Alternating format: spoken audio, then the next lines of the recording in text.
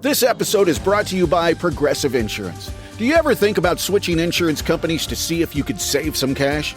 Progressive makes it easy. Just drop in some details about yourself and see if you're eligible to save money when you bundle your home and auto policies. The process only takes minutes, and it could mean hundreds more in your pocket. Visit Progressive.com after this episode to see if you could save. Progressive Casualty Insurance Company and Affiliates. Potential savings will vary. Not available in all states.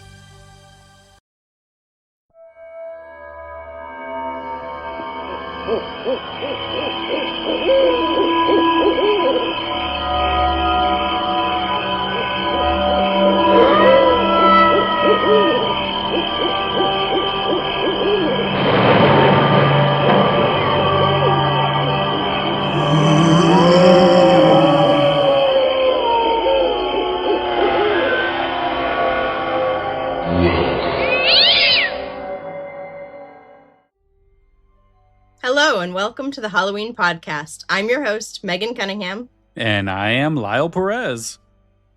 Hello, Lyle. Today we have a very fun topic for folks. Yes, I'm kind of excited about this one because I know almost nothing about this.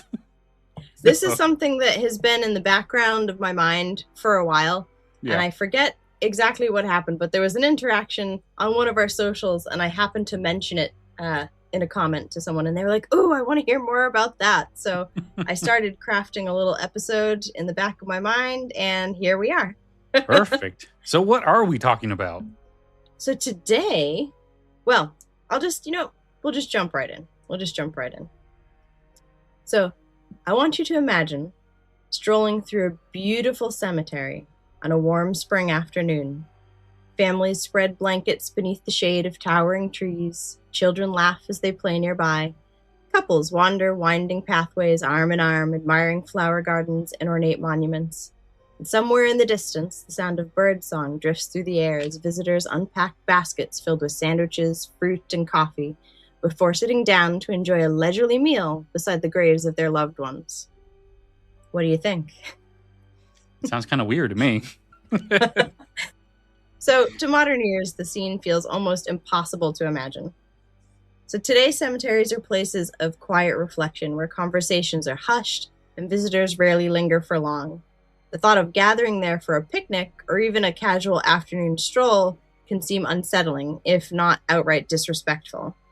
And yet, for much of the 19th century, it was one of America's favorite pastimes. Wow. Having a nice picnic at a cemetery.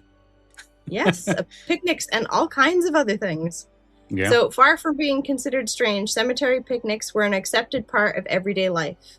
People visited not only to mourn the dead, but also to celebrate family, enjoy nature, and spend time in some of the most beautiful landscapes their communities had to offer. To understand why, we first have to understand something that many people use interchangeably today: the difference between a graveyard and a cemetery. So the word cemetery traces its roots back to the Greek word cemeterion, which means sleeping chamber. And the name refers to an early Christian understanding of death as a temporary sleep before resurrection, giving the burial ground a sense of peaceful rest rather than permanent finality. The word grave, on the other hand, has a much older linguistic history. It comes from the Old English, well, the history is not older. You don't get older than ancient Greek, but it has a much older use in English. And it comes from the Old English grave, meaning a trench or a cave, which itself derives from the Proto-Germanic grabang, meaning to dig. The word can be traced even further back to the Proto-Indo-European root greb, meaning to dig or to scrape, and is also related to the modern English word groove. So grave and groove have the same roots. Yeah. Although many people use the terms interchangeably today, a graveyard and a cemetery are not technically the same thing. They're two distinct places. So a graveyard is traditionally a burial ground attached to a church. These spaces were often small, enclosed, and filled with as generations passed. Like they filled up, you had to find new ground or expand the graveyard. Graves were packed closely together around the church itself, oftentimes inside the church itself, and their purpose was almost entirely practical and religious. So if you go to most really old churches, say in Europe, you will see inside, there are actually graves inside. The higher your social standing, the closer to the altar you were generally buried, with some people being buried like right in front of it or right alongside it. Wow. And went out from there. And if you go to places like France and things like that, and certainly where my husband is from in Ireland, you get family vaults underground where multiple generations of the same family are all buried sort of stacked one on top of each other. In France, you actually get a lot of that above ground. So you get your above ground cemeteries that you see in France as well. So when things filled up, they had to move somewhere. And then sort of sicknesses and things like that lead to even more congested graveyards. So a cemetery, on the other hand, is a burial ground that stands apart from a church. So it's not necessary. It can be affiliated with a church, but it's not on the grounds of a church. So while cemeteries had existed before the 19th century, a new idea emerged in the early 1800s that would completely transform what a cemetery could be. So rather than simply serving as a place of burial, these new rural or garden cemeteries were intentionally designed as beautiful landscapes where visitors could walk, reflect, and spend time surrounded by nature. So that doesn't sound too bad when you think about it that way. No, not at all. So to understand why the idea became so revolutionary, it's worth looking at what public green spaces were available in the early 19th century in America. So the first public park in what would become the United States was actually the Boston Common here in Massachusetts. It was established in 1634, covering 50 acres in the heart of downtown Boston. It actually predates the nation's founding by more than 140 years. Originally, however, it was never intended as a pleasure ground. So the common served as commonage, so shared pasture land where local residents grazed their cattle, while also functioning occasionally as a military training field. The city's cows weren't actually permanently removed from the common until 1830, which set in motion an ambitious public works project that gradually transformed that landscape through the decade. The intention was to create a tranquil and yet specifically exclusive space for the affluent upper classes that were moving into the Back Bay area in increasing numbers during that period. It was never intended originally to be a space for the masses. But, as they say, death is the great leveler, and almost exactly at the same time, another ambitious project was taking shape just a few miles away in Cambridge, Massachusetts. So, founded in 1831, the Mount Auburn Cemetery introduced Americans to an entirely new concept, the rural garden cemetery. So it wasn't simply a place to bury the dead. It was actually designed by the Massachusetts Horticultural Society and also functioned as an experimental garden and arborarium, where carefully planned landscapes showcased thousands of trees and ornamental plantings that people would never have seen in their day-to-day lives. Unlike the crowded utilitarian burial grounds that most Americans were familiar with, or the still developing Boston Common, which was only for the affluent and privileged anyway, Mount Auburn offered visitors something entirely different. Rolling hills, winding carriage roads, tranquil ponds, picturesque monuments, and carefully cultivated gardens combined to create a peaceful retreat that invited visitors to slow down, explore, and reflect. So the appeal rested on several remarkable factors. So first, as we were saying, the aesthetic design embodied all the ideals of the Romantic movement. So rather than emphasizing death itself, the landscape celebrated beauty, contemplation, and the restorative power of nature. So visitors came not only to pay their respects to their dead loved ones, but also to enjoy leisurely carriage rides, study horticulture, sketch the scenery, and simply escape the crowded city. Second, Mount Auburn quickly became a national attraction. At that time, America had virtually no public parks, botanical gardens, or outdoor museums. The cemetery drew enormous numbers of visitors from across the country. And alongside Niagara Falls, it actually became one of the nation's most celebrated tourist destinations, with travelers arriving simply to experience the remarkable landscape. Can you imagine that? The cemetery being second only to Niagara Falls as a tourist destination? It's just wild. And I drove past this cemetery all the time when I was pregnant with my last son, because I was attending a hospital near there, and I never knew any of these things. No, and I knew it was a garden cemetery, but I didn't realize it was the nation's second most popular tourist destination. Yeah. There's things that you just drive by all the time that eventually just becomes a random, regular thing, a regular occurrence. Yeah. I drive over the Tennessee River all the time. And at first it was like, oh yeah, the Tennessee River, cool. But now I just drive out over it like nothing. And I do the same thing with Shiloh all the time, driving through Shiloh. Be like, oh, I'm driving through Shiloh. And then I'm back home.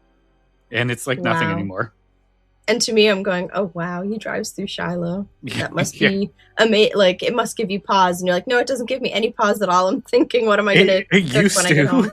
It definitely used to, but now it's just an everyday occurrence. I drive next to the Amish all the time. At first, it was cool. Yes. Now it's just a regular random occurrence. At first, it was scary. Yeah.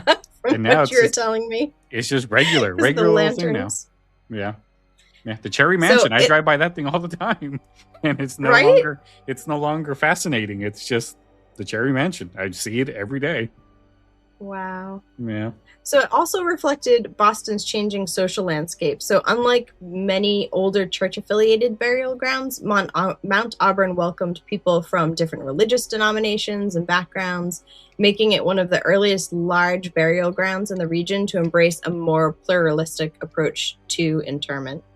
And just as importantly, its founders carefully regulated the grounds to preserve their intended character. So offensive monuments were prohibited. Vehicle access was heavily restricted, and strict rules helped maintain the quiet, contemplative atmosphere that distinguished Mount Auburn from both the bustling city streets outside and also from overcrowded church graveyards. The cemetery's success inspired hundreds of similar rural garden cemeteries across the United States, forever changing the American landscape. And more importantly, it transformed the way people thought about burial grounds themselves. They were no longer viewed solely as places of mourning, but for communities, they became destinations for recreation, reflection, education, and family outings, which was a remarkable cultural shift that would eventually give rise to one of the Victorian era's most fascinating traditions, which is what we're here to talk about today, cemetery picnics. So, to modern audiences, the idea of sitting down for lunch in a cemetery kind of feels unimaginable. And unless you're one of those people who's going there intentionally to feel spooky. Yeah. But why would anyone choose to spend a sunny afternoon among the graves if not to try and be spooky? But the answer actually has surprisingly little to do with death. So for Victorian families, these gatherings were not intended to be morbid or disrespectful. They were acts of remembrance, family tradition, and quiet companionship.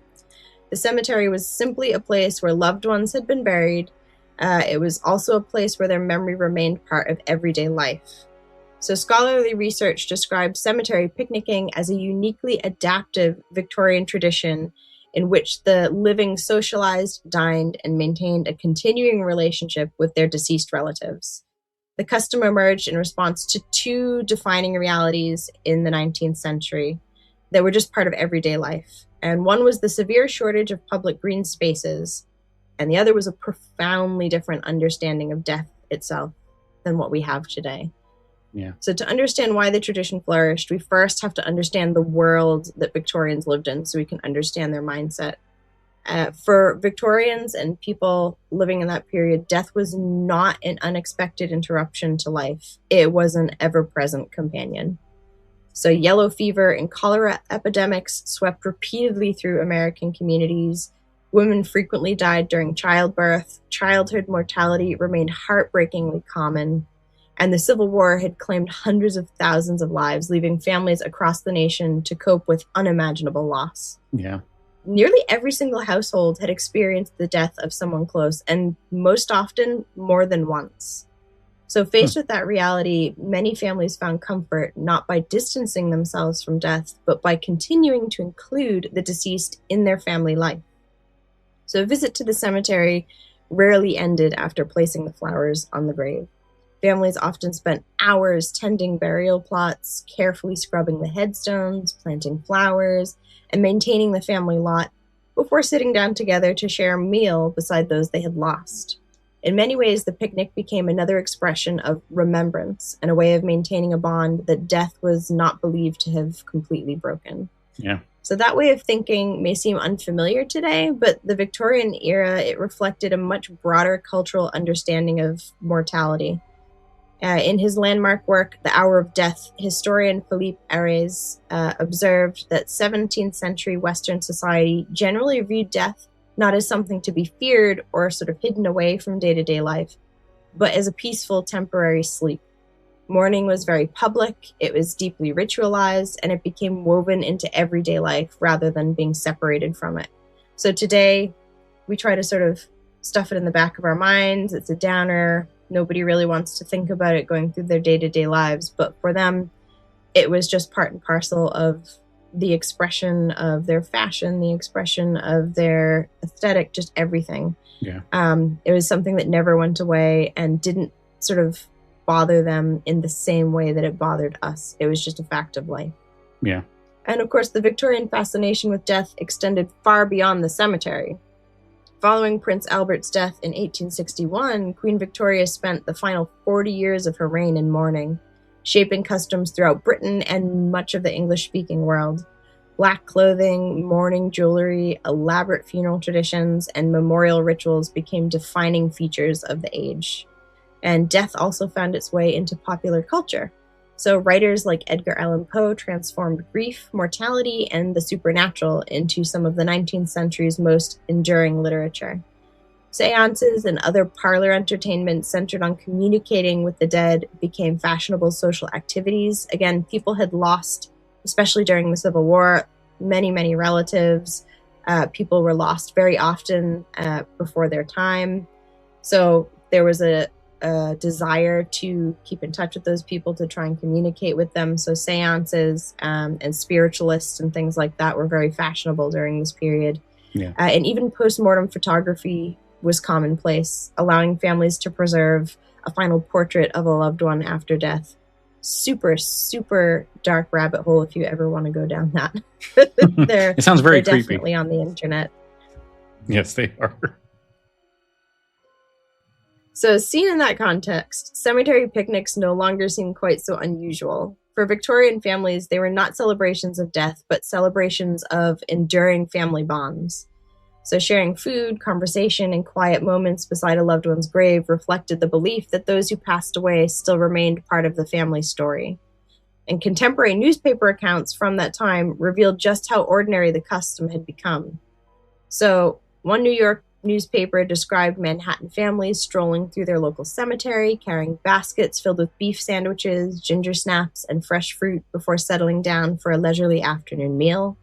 A Kansas newspaper in 1885 recounted the story of a young man who explained that his family had come to the cemetery to celebrate Thanksgiving with his deceased father. They had brought food and coffee to share together at his graveside and were continuing a cherished family tradition despite his absence.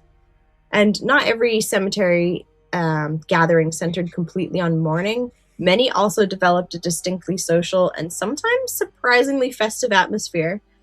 So at Woodland Cemetery in Dayton, Ohio, women dressed in their finest clothing and shaded themselves with elegant parasols as they enjoyed leisurely strolls among the monuments.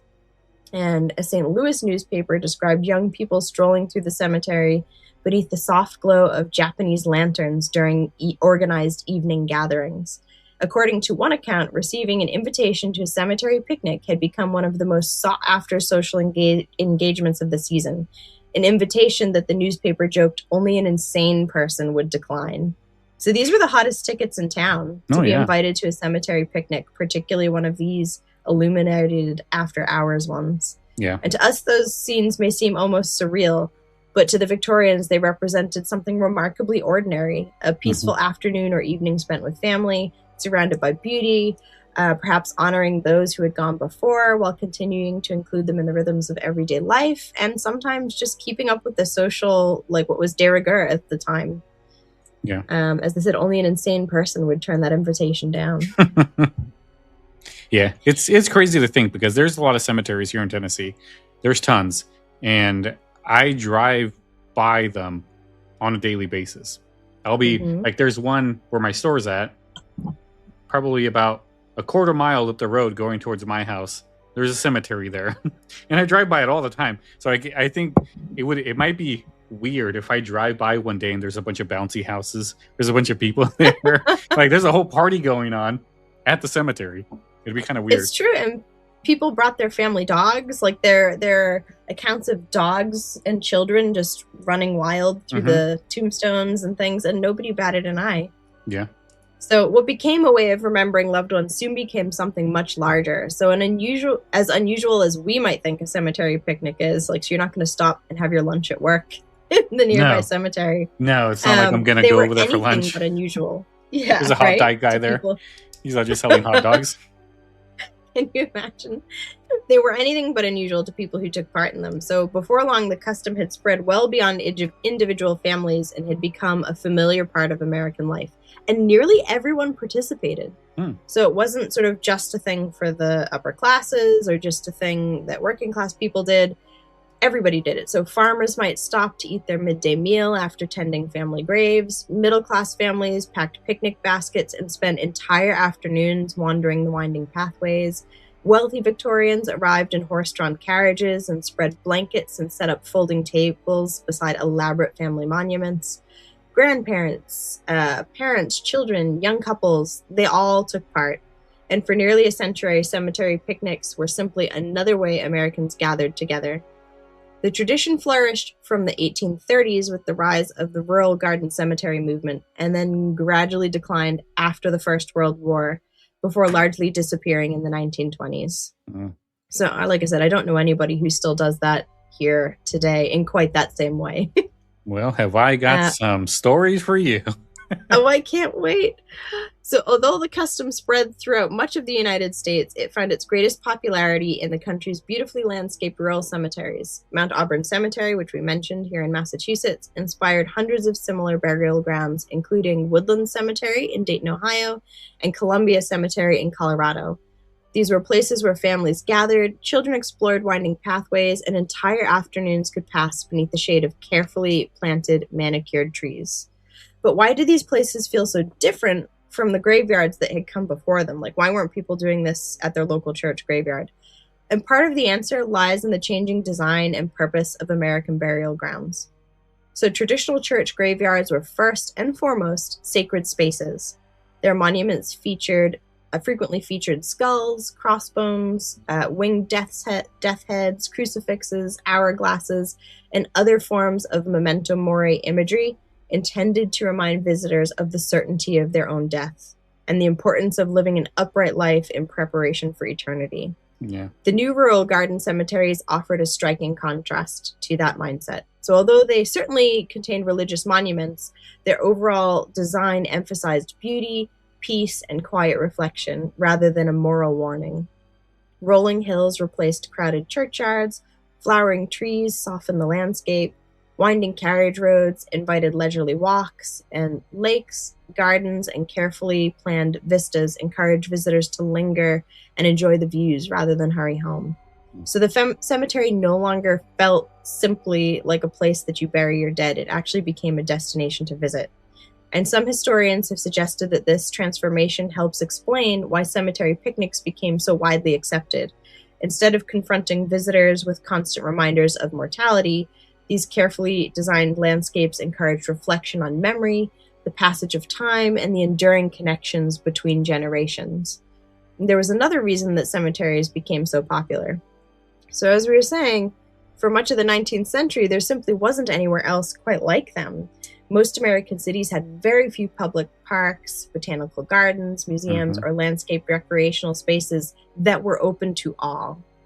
So the rural garden cemeteries quietly filled that void. They offered shaded walking paths, remarkable horticultural collections, scenic overlooks, and beautifully designed landscapes that invited visitors to slow down and enjoy nature. People came to admire the trees and the flowers. They came to sketch the monuments, to do birding. People went and observed the different types of birds, to enjoy carriage rides with family and friends. So many arrived to visit loved ones who had passed away, but others simply came because these cemeteries had become some of the most beautiful public spaces in America. So in many respects, they became the nation's first great public parks. And the new cemeteries also reflected a changing American society. So unlike many older church burial grounds, they were administered as secular institutions rather than extensions of individual congregations. So they welcomed people from different religious denominations and backgrounds, making them more accessible to a growing and increasingly diverse population. But that inclusivity had clear limits. In practice, these spaces remained accessible largely only to white Americans, reflecting the racial inequalities that continued to shape the 19th century society even in death. When viewed through that lens, cemetery picnics become much easier to understand because families weren't gathering because they found death entertaining. Far from it, they gathered because these remarkable landscapes offered beauty, peace, recreation, and remembrance all in one place. It was all one tidy little package. Yeah. You could go visit the grave of a loved one, but also enjoy the scenery and make a day out of it. The tradition was born not only from changing attitudes toward death, but also from changing ideas about how communities could gather, remember, and find comfort in the natural world together. So if people loved it that much and if it was so great, why did it disappear, right? Why aren't you stopping on your way to work to eat your lunch in the local cemetery? So for nearly a century, cemetery picnics were woven into the fabric of American life. But the early decades of the 20th century, a tradition that had once drawn thousands of visitors every year, had largely faded into memory. The change didn't happen overnight, and it wasn't the result of any single event, but it reflected a profound shift in American society, driven by changing ideas about recreation, public health, grief, and the purpose of cemeteries themselves. And ironically, one of the biggest reasons the tradition disappeared was remarkably simple. A small minority of visitors spoiled it for everybody else. Yeah, I knew that was coming. Yeah, this is why we can't have nice things. No. As rural cemeteries grew increasingly popular, so too did complaints from their caretakers. What had once been a quiet family gathering sometimes evolved into crowded social outings that left behind litter, damaged landscaping, damaged monuments, and reports of generally disruptive, disrespectful behavior. Cemetery administrators found themselves struggling to preserve the peaceful atmosphere the landscapes had originally been designed to provide. And in response, many public and national cemeteries began adopting increasingly strict regulations. So they went from places that were pretty much open and free to all to places where food and drink were prohibited, organized social gatherings were discouraged or banned altogether. Some cemeteries even introduced ticketed admission, with posted rules declaring that persons with refreshments will not be permitted to enter. And the regulations could be surprisingly specific. Dogs were prohibited and children were forbidden, unless accompanied by a parent or guardian. At the same time, American cities were also beginning to change. So as the 20th century progressed, municipalities finally recognized the growing need for dedicated recreational spaces. So public parks, botanical gardens, museums, and other civic attractions became increasingly common, giving families of all walks of life places to picnic, to spend their leisure time without having to gather among the graves of loved ones. And medical advances also played a role too in transforming everyday life. So improved sanitation, cleaner water supplies, better public health initiatives, and advances in medicine dramatically reduced the devastating epidemics that had defined much of the 19th century. Infant mortality declined, maternal deaths became less common, and families were no longer confronted with death as frequently or as intimately as previous generations had been. People started to die in hospitals instead of at home as time progressed, things like that. So as death became less visible in people's everyday lives, visits to family graves naturally became less frequent as well. Yeah. And perhaps the most significant change was cultural. So Victorian society had largely embraced grief as something to be expressed publicly and incorporated into everyday life. By contrast, the 20th century increasingly treated mourning as a private experience. Cemeteries gradually transformed from places where families gathered, walked, and socialized into quiet spaces reserved almost exclusively for remembrance and private reflection. In many ways, the cemetery itself didn't change. The trees still shaded the pathways, The monuments still stood in silent rows, the gardens still bloomed each spring, but what changed was the way that people understood those places and the role that they believed they should play in everyday life. So people interacted with them differently as society evolved and life changed. With all that said, the story of America's great garden cemeteries didn't end when Victorian cemetery picnics faded from popularity. As cities expanded throughout the 20th century, many of these once rural burial grounds found themselves surrounded by growing metropolitan areas, transforming them into vast protected green spaces in the middle of bustling cities. And thanks to perpetual care agreements and historic preservation efforts, many have survived not only as active cemeteries, but also as living museums, arborariums, and historic landmarks. So faced with declining burial rates, the growing popularity of cremation, and the simple reality that every cemetery eventually runs out of space, like they're going to fill up. Many have sought to embrace a return to public life in other ways just to keep the thing maintained and going. Yeah. Because the revenue is no longer coming in from people being buried there. Right. So today, visitors can tour historic grounds, attend educational programs, sometimes concerts, film screenings, festivals, seasonal events, and even yoga classes in cemeteries such as Greenwood Cemetery in Brooklyn. Others, including Oakland Cemetery in Atlanta, have intentionally revived aspects of the 19th century garden cemetery experience through guided tours, music festivals, races, and a pretty cool lineup of Halloween programs. While places like Forest Hill Cemetery in Boston and Congressional Cemetery in Washington, D.C. have found creative ways to welcome everyday visitors through dog-friendly initiatives and other community events. And this is really cool. I found this. In 2008, Elmwood Cemetery and Arborarium in Kansas City, Missouri, intentionally revived one of the Victorian era's most distinctive traditions, at least for one day each year. Nice. So they launched what they called the annual family picnic, inviting visitors to once again gather, share meals, and spend time together on the cemetery grounds. Local newspaper coverage described it not as something strange or controversial, but as a way of reconnecting the community with the cemetery's original purpose, as a Victorian garden landscape meant to be experienced, not avoided. So they weren't inventing anything new, they were just rediscovering something that had once felt completely natural to most Americans. Yeah, although every cemetery, of course, has to balance public use, particularly around dog-friendly initiatives, with respect for those laid to rest there, many have discovered that inviting people back through their gates is one of the most effective ways to preserve these extraordinary historic landscapes.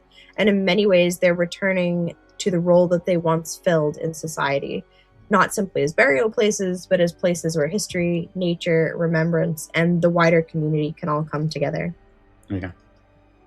So, today the idea of spreading a blanket beside a family grave and sharing lunch with loved ones can feel surprising, maybe even unsettling. Some people might find it disrespectful, but the notion of groups of children playing with their family dogs, frolicking between the headstones, like we were saying, it was kind of a free-for-all. And it would make most people in the present day feel extremely uncomfortable. Yet for generations of Americans, it represented neither disrespect nor irreverence. It was an expression of love, remembrance, and the belief that family bonds did not simply end at the graveside. The rise of the rural garden cemetery transformed burial grounds into the nation's first great public landscapes where art, horticulture, recreation, and remembrance existed side by side. At a time when public parks were scarce and death remained an ever-present part of daily life, gathering among the graves felt as natural as gathering beneath the trees of any other beautiful landscape.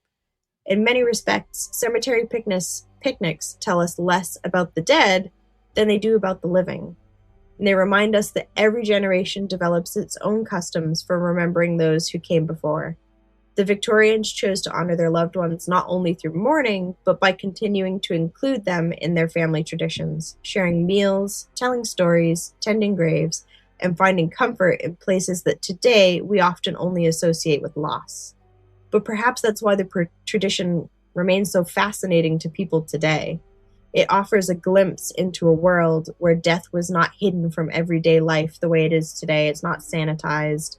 It was accepted as one chapter in a much longer human story. Yeah. And while cemetery picnics may have disappeared for the most part from American culture pretty much a century ago, they continue to remind us that history often challenges our assumptions about what is normal and what is acceptable. Sometimes the customs that seem most unusual today once represented something deeply human. The simple desire to remember, to gather together, and to remain connected to those we have loved, even long after they're gone. So when you think about it like that, it's not very dark or spooky at all. It's actually very sweet. Yeah. It's a nice little, like a good way to honor something. I'm not quite sure Absolutely. why, though, but it's a nice little tradition. I don't see, I kind of wish that this was more of still an accepted thing than what we have now. Because like I said, I don't really think that I would ever see anything like that where I drive by a cemetery and there's people just there having a picnic. Like I don't foresee that. But in my research, I did notice that, it does still happen though. From what I can see. Tell me all about it. So while you were researching like the history of the cemetery picnics, I decided to look for the evidence is what I do. If you know my Haunted Thursday episodes, you know I like to try to find where these things come from, how they came about, why they came about, who wrote about them, and all of these things. So my subscription to newspapers.com has really paid off for the Halloween podcast. I sit there for hours and hours and hours just doing any type of research I could possibly do on these things. Insurance isn't one size fits all. That's why drivers have enjoyed Progressive's Name Your Price tool for years now. With the Name Your Price tool, you tell them what you want to pay, and they'll show you options that fit your budget. So whether you're picking out your first policy or just looking for something that works better for you and your family, they make it easy to see your options. Visit Progressive.com. Find a rate that works for you with the Name Your Price tool. Progressive Casualty Insurance Company and Affiliates. Price and coverage match limited by state law. And so I went and I looked for cemetery picnics. I wasn't looking for like modern articles talking about the tradition. I wanted to see about like the people that were writing about them in real time. Mm-hmm. So I was looking at things from like the 1800s, the early 1900s. And I even found some that were more or less now, like no more than a year ago. They were still talking about it. So let's go over a couple of these. I'm not going to go through all of them. Please, read us some of those. I would love to hear some of those. Well, I didn't get the actual articles. I do have the articles in images, but I kind of took little bits and pieces of them to kind of make things run a little bit smoother. Yeah. So I found an article from August 17th, 1867 from Pana, Illinois, and it says, Linwood Cemetery Picnic. The Pana Gazette announced that a public picnic would be held in Linwood Cemetery. So they announced it, that there's going to be a public picnic in Linden Cemetery. The gathering was organized partly to clean and prepare the cemetery grounds. So they weren't just using it as a picnic. They were using it as hey, come have a meal with us and help us clean this cemetery. Yeah, like a community trash pickup day. Local residents were invited to help with the work, while women were asked to prepare food for the occasion. The notice described the project as a community effort to make the cemetery grounds more beautiful and attractive. This shows that cemetery picnics were not always purely recreational. They could combine food, fellowship, and cemetery maintenance, which is a good thing. I love that. Yeah, and that was in 1867. So that was 1867. That was way. Like almost 200 years ago now. I love how it became a point of civic pride. Yeah. They're asking the entire community to come together and pitch into this. Yeah. Down to like asking people to cook for the occasion. That's amazing. It's crazy that it was an actual, like an event that you can use to do something like this. Like cemetery picnic. Like what if I were to put on Facebook right now in one of the groups and be like, hey, cemetery picnic, let's go clean up the cemetery and I'll provide the hot dogs. People would go, what the heck is that? So yeah. Oh my goodness, that's so true. But it also is another perspective, because a lot of the sources that I was coming across were talking about private leisure time, whereas that's very much a community specific event that was highly organized. So that's fantastic. Yeah. Next up, from May 24th, 1873, Oak Grove Cemetery Picnic Grounds near Springfield, Illinois. 14 Illinois Infantry reunion. So they were having a reunion. Oh, wow. Several newspapers announced a reunion in Pickwick for surviving members of the 14th Illinois Volunteer Infantry. So they're using it as a reunion for this infantry. And the gathering was held at the Oak Grove Cemetery Picnic Grounds near Springfield. Veterans were expected to travel from other areas, and arrangements were made to provide for those coming from a distance. So people were coming from all over the place to come to this Oak Grove Cemetery picnic. The location was mentioned very casually, suggesting that holding a major public reunion at a cemetery picnic ground was not unusual. It's unusual now. That's cool. Like, hey, let's have a picnic here. If you had a thing like that, it would only ever be to honor the deceased. Like, it would be a very formal event. Yeah. It would be, usually a military thing, but like taps would be played, all that stuff. And it goes right back to that idea of keeping the deceased as part of life. So it's a military unit reunion of the living and the dead, presumably, who were buried in that cemetery. So people are there. They're going to see their fallen comrades buried there. They're going to see their still living comrades hanging out, having a glass of lemonade next to them. Yeah, it's wild. That is such a great description of sort of what they were, trying to do. So cool. Yeah, I mean, this is it's an example of cemeteries being a gathering place for not just remembrance, but for military reunions and community events. We're going back to community. Like, that's like this type of thing was a community thing. Next up, I have another one from. Actually, I'm going to skip that one, and I'm going to go to this one from 1900, May 31st, 1900. Yep, in Barclay, Iowa. This was announced in the Courier in the Waterloo area of Iowa. So, annual Barclay Cemetery Picnic. In the community news column, Barclay Items, the paper casually announced the annual cemetery picnic will be held on Wednesday, January 6th at the old Barclay Cemetery. So this was in the 1900s, and they had an annual cemetery picnic. So it's not something that just happened this year. It's an annual thing. So it's happened a lot. There are as a New Englander, it leaves me to wonder what the weather was like on Wednesday, January 6th, that they were able to picnic. What is the weather like in Iowa, folks? I've never been. 6th. Fill me in. It was June 6th. If I said January, I meant June. Gotcha.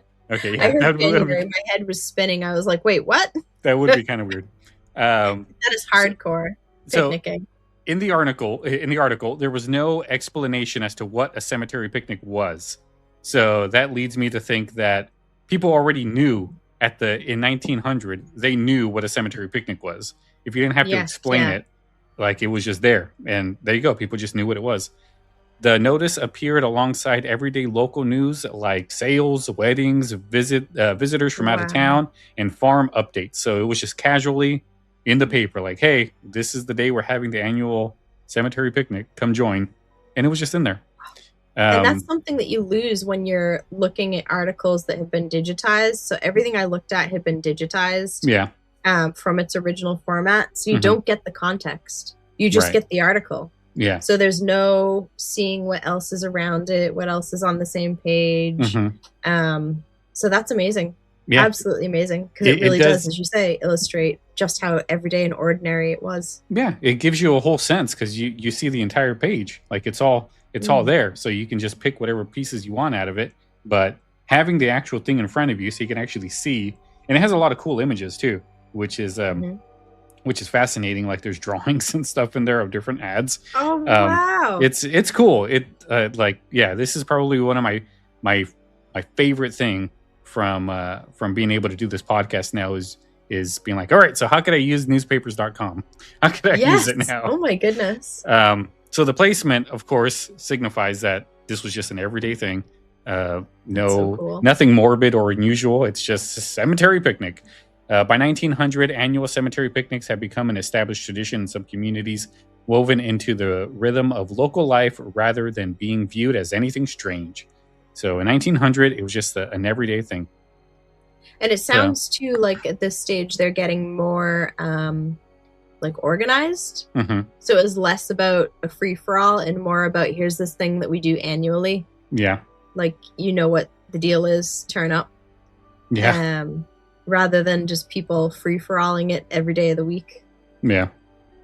I got another one here from 1920, but I'm going to skip that one for now, and I'm going to go back to it because I think that one's really interesting. You're listening to this podcast, so I know you've got a curious mind. Here's a helpful fact you may not know yet. Drivers who switch and save with Progressive save over $900 on average. Pop over to Progressive.com, answer some questions, and you'll get a quick quote with discounts that are easy to come by. In fact, 99% of their auto customers earn at least one discount. Visit Progressive.com and see if you can enjoy a little cash back. Progressive Casualty Insurance Company and Affiliates. National average 12-month savings of $946 by new customers surveyed who saved with Progressive between June 2024 and May 2025. Potential savings will vary. So then I fast forward it to 1990, of course, because I love the 90s. So I wanted to see what people in the 90s were talking about. On March 18th, 1990, El Paso, Texas, an El Paso Times travel an El Paso Times travel or weekend featured casually mentions readers possibly having skipped the cemetery picnic. So in this article, it's saying that people have skipped this cemetery picnic for some reason. The wording suggests that the cemetery picnic was... So is it slating it, or...? Well, it suggests that the cemetery picnic was a recognizable local event rather than something that was, like, just there. Like, this is something that usually occurs, but this year it was skipped for some reason. Okay. I didn't really get to see much of why it was skipped. Or anything like that, but it was just mentioned like a normal notice. Hey, we're not having the picnic this year. And there you go. That was the article. So listeners from El Paso, Texas, like this is in the current age. Yeah. What happened in 1990? Yeah. What did happen? Did you go to the cemetery picnics before or after that? Like, is there anybody who actually in the current age has attended these things? And I'm not talking like somebody who is like, yes, I chose to go picnic in a cemetery, but somebody who went to an organized public event, like in a cemetery. We want to hear about it. I want to hear about it. And this was 1990. Let us know. So they were still having these picnics like annually. It was still going on. I fast forwarded a little bit. I went to 1999 because I wanted to see the end of the 90s to see what that would have led me to. And in the McKendree Ceremony Reunion Picnic was the name of the article. It was reported on December 8th, 1999 near Carlisle. Yeah, Carlisle, Illinois. The Lebanon Advisor reported that the former site of McKendree Chapels continued to host an annual cemetery reunion picnic. So in 1999, they were still holding an annual picnic. According to the article, the tradition had been held since 1902. Since 1902, they were doing this annual cemetery picnic.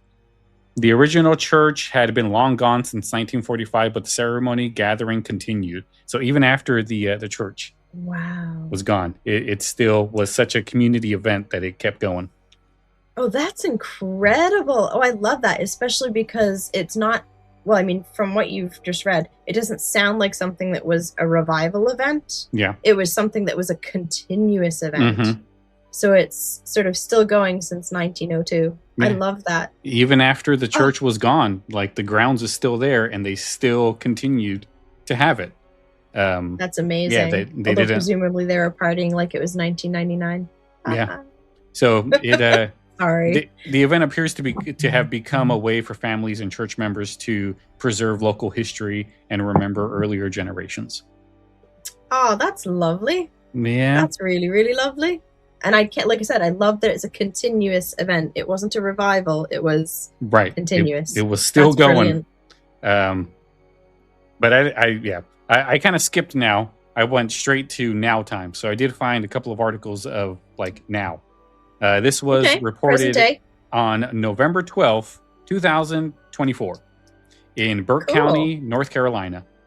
Walker Top Baptist Church homecomings. So a newspaper article about Walker Top Baptist Church noted that the property includes a cemetery and a picnic shelter. So the picnic Wow. was built in the church was built in 1845 and also serves as a school and community gathering place. Annual homecomings are still held at that church. Wow. Oh, that's cool. It has an actual physically built picnic shelter. Yes, there's a picnic area at this church cemetery. That's amazing. Um, And that's yeah. in North Carolina. Where did you say that was? In North Carolina? Burke County, North Carolina, is where Wow. and they still have church homecomings there. So That's awesome. pretty cool. And then I found That an is article. very cool. I found an article from last year, so July 26, Oh, 2025, Warren County, Tennessee. Here we go. The Southern Standard reported on the annual Armstrong ceremony decoration and picnic. The event includes food, a bake sale, an auction, and a fundraising for the cemetery.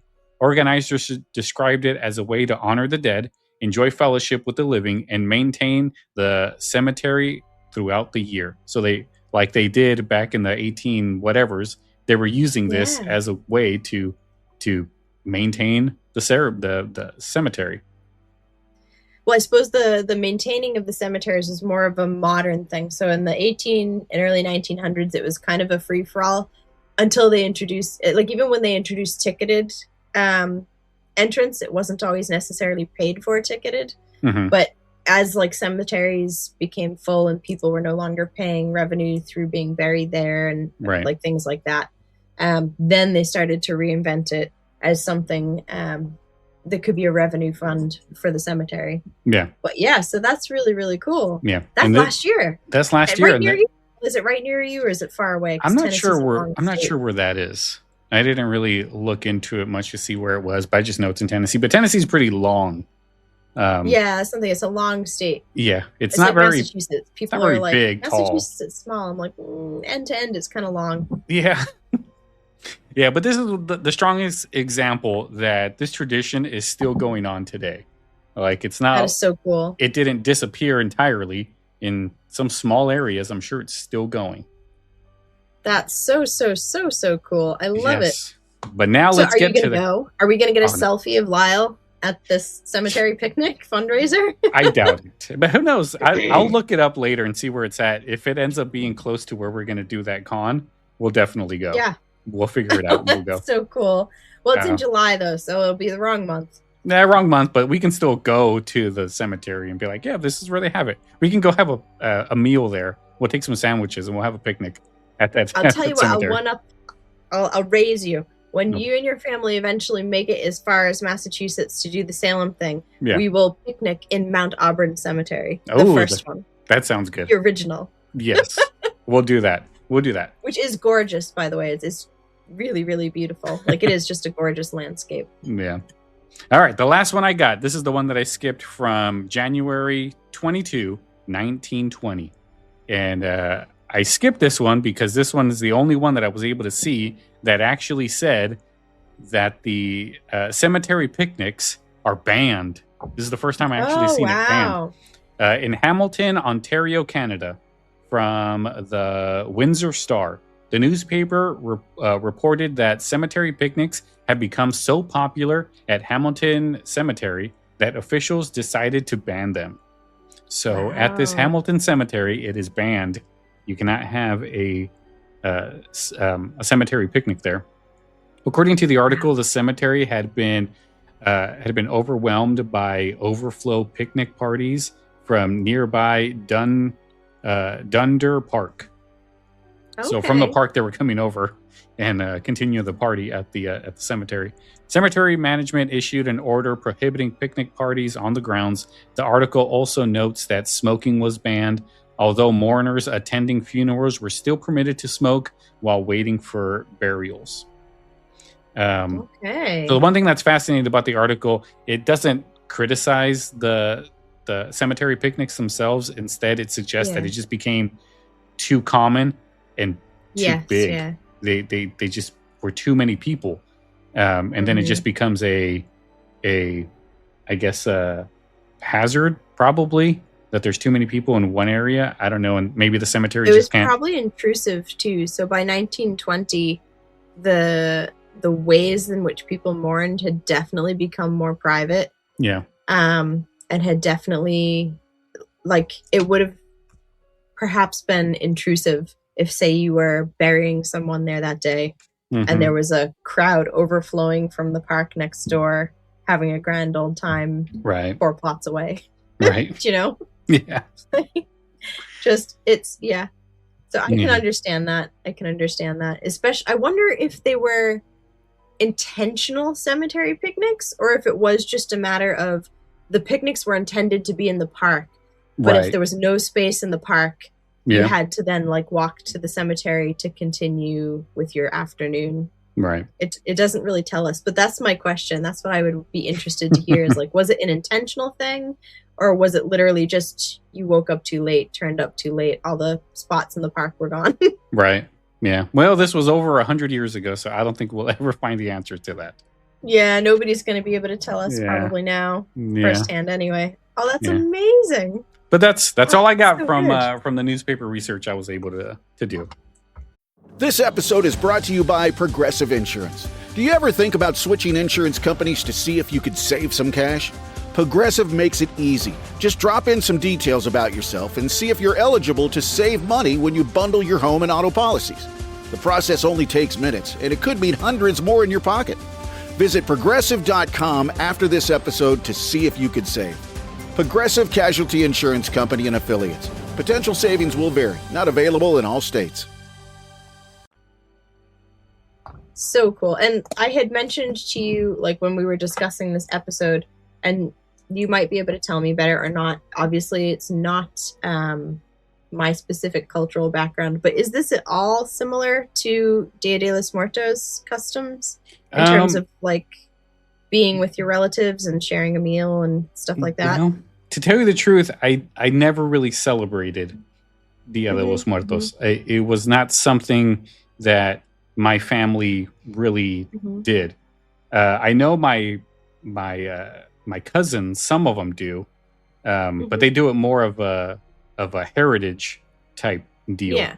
I'm not. Okay. I grew up more or less American than I did culture, Hispanic type stuff. So you got to remember, I grew up in the 90s. So, and I didn't really, and my family wasn't really there most of the time. So I grew up with Home Improvement, Family Matters, Boy Meets World. All of those things is my culture. It's my that's what I feel like is my family, because that's I spent 99% of my life there in those situations. So I didn't really celebrate it. I knew it's there. I did do an episode right when the Halloween podcast first came out about it with a guest that I don't remember who it was, but so is it? I really don't know. I can't tell you because I never really researched it. Maybe we should do another episode and actually do it. That would be awesome. That would be really cool. And if we could get a guest who does celebrate it, particularly if it's just something that's always been in the background of their life rather than somebody who like went, oh, I love that, I'm going to celebrate that. That would be great. Right. So listeners, if you would like to be on the show or if you know someone that should be on the show to tell us about this, we would love to know. Yes, info at thehalloweenpodcast.com. With like memento mori type cultural backgroundy stuff, but not so much Dia de los Muertos, although I've, read a little bit about it. Yeah. So good Perfect. stuff. Yeah. So I guess that's all I got, Megan. You got anything else? No, that's it for me for this subject. But how could you not love that? And we'll definitely have to fit in a Mount Auburn cemetery picnic when you're up to go to Salem. Oh yeah, we'll do it. But we'll pretend we're posh. We'll bring folding tables. Perfect. Well, all right, guys. Well, that's going to do it for this episode. If you have any questions, comments, or want to suggest anything for a future show, or if you are a Dia de los Muertos person that wants to come on to the store into the podcast, and if you're an expert, please reach out, info@thehalloweenpodcast.com. Follow us on all of our socials, facebook.com/the Halloween Podcast, instagram.com/the Halloween Podcast, and check out our website, thehalloweenpodcast.com. And if you'd like to support the show, you can do it a few different ways, but the best way probably right now is to go to Apple Podcasts, leave us a 5-star review, and that literally costs you nothing but 10 minutes of your time. Or if you want to just go ahead and support us financially, you can go to patreon.com/thehalloweenpod. You can check out these videos that we do and all of the other bonus content that's up there. We do have a few Patreon supporters, so I want to say hey to all of those people that are supporting us. And I think that's it. Oh wait, no, the hauntline. We got to. We need people to call the hotline. So if you want to leave us a message about a haunting, or maybe you know of a haunted cemetery, because I am going to do one for the Haunted Thursday. Oh, yes. And so give the hotline a call, 731-400-0472. And you might hear yourself on the Halloween podcast. Did I forget anything, Megan? No, I believe that's everything. Perfect. All right. Well, thank you guys so much for tuning in. I will see you tomorrow for Haunted Thursday. Until then, you guys have a good night. Have a good night.